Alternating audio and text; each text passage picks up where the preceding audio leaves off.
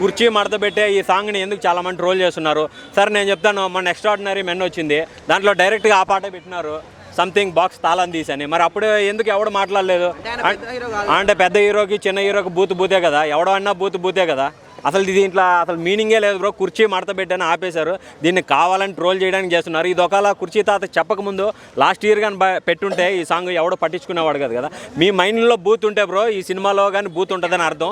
మీ mind ఫ్రెష్గా ఉన్నదంటే ఈ పాటలో బూత్ అనేది లేదనే అర్థం అనమాట.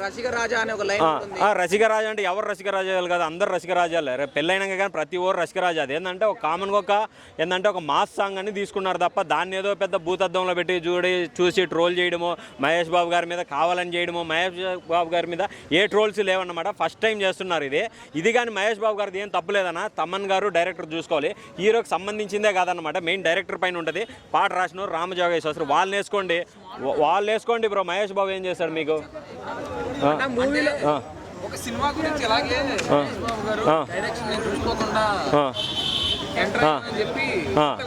ఇంతకుముందు చెప్పాడు బ్రో. ఇప్పుడున్న టెక్నాలజీ వేరు, ఇప్పుడు ఏం పెట్టినా కానీ అన్ని వాళ్ళు చెక్ చేసుకునే పెడుతున్నారనమాట.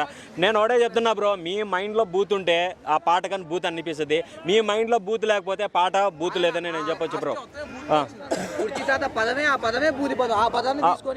అదే బ్రో కుర్చీ. ఇప్పుడు కుర్చీ అంటే ఇప్పుడు ఇంట్లో మన లేడీస్ కానీ వాడతారు బ్రో. లేడీస్ కూడా కుర్చీ వాడతారు. ఇప్పుడు కుర్చీ వాడినంత మాత్రాన ఆ పదం వాడినంత మాత్రాన బూత్ అయిపోతుంది అది.